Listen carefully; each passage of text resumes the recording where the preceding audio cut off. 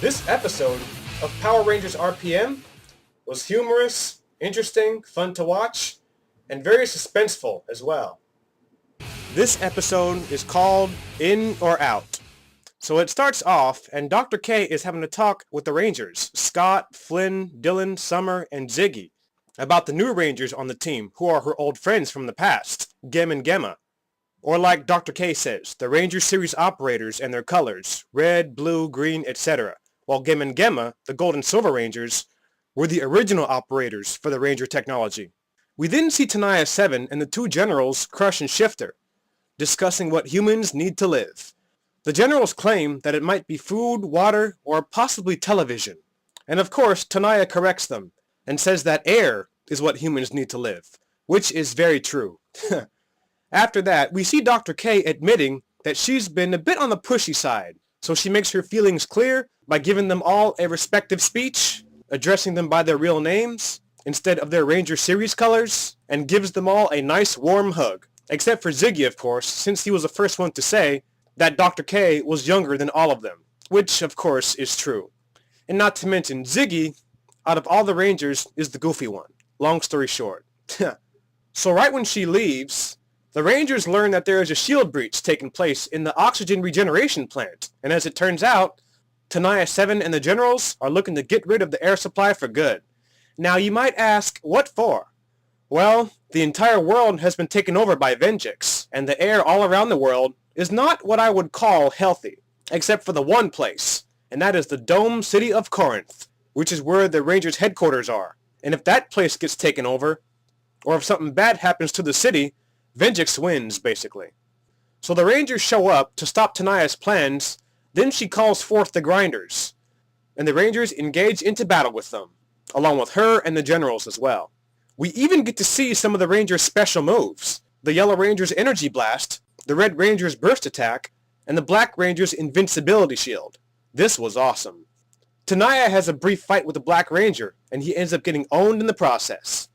Tenaya then turned on their oxygen supply on maximum, and let's just say that if the Rangers get caught by this one, it'll be the end of them. That Tenaya is just wicked, but still good looking. So the Rangers are holding on, and things are looking bad.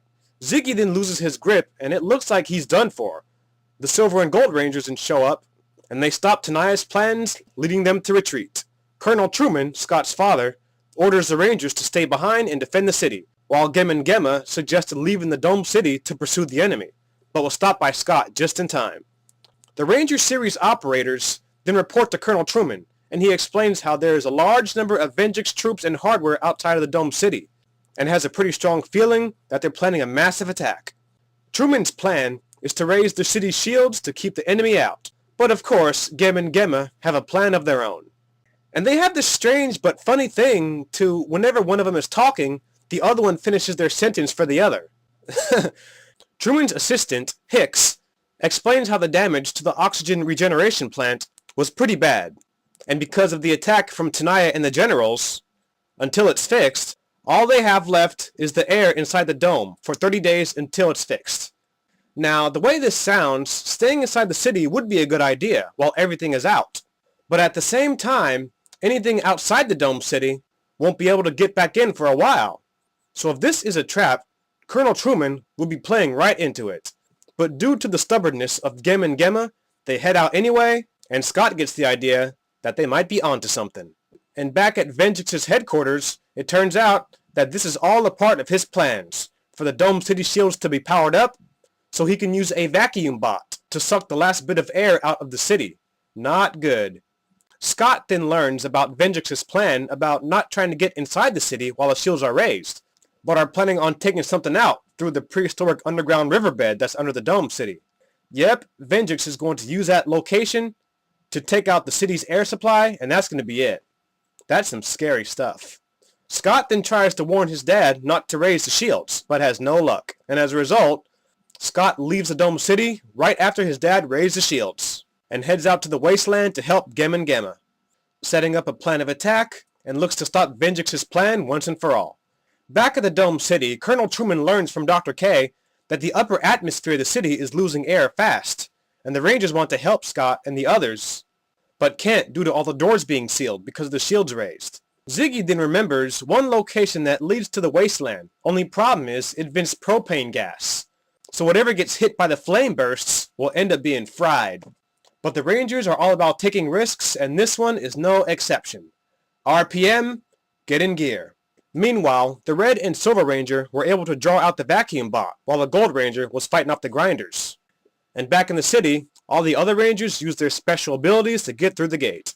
The Red and Silver Rangers are fighting the vacuum bot, and the Gold Ranger assists them after taking care of the grinders, and they end up defeating the vacuum bot, only for Venjix to start the download of its second form, leading to a Zord battle taking place. But this time around, the vacuum bot ends up putting up a serious fight. Dr. K then sends the Silver and Gold Rangers their Zords, which gives the Rangers the upper hand. They then combine their Zords with the Silver and Gold, and they finally put an end to the vacuum bot once and for all. Not bad at all. After a successful battle, Dr. K thanks all the Rangers again, calling them by their real names, and just when she was about to say Ziggy's name, the Dome City had another shield breach, and Dr. K, well, just walked away. And Ziggy stays behind and complains all over again while the other Rangers attempt to stop the shield breach, and the episode ends. This was really good. The acting was all there, had plenty of funny moments, and the plot of this episode was solid. So long story short, this was awesome. Also, to anyone who's wondering if I'll do more reviews of this season, yes, I will, once I could find the other DVDs of this season. Sadly, at the moment, I don't own any of them. Volumes 1 and 2 are a bit overpriced due to how rare they are and are very hard to find. And Volumes 3 and 4 are just nowhere to be found. They were supposed to be featured as an Amazon.com exclusive, but for whatever the reason, never showed up on the site, or was even released for that matter. Why is that? I have no idea. But that's my review. Great show, hope to cover more of it in the future, and thanks for watching, my friends.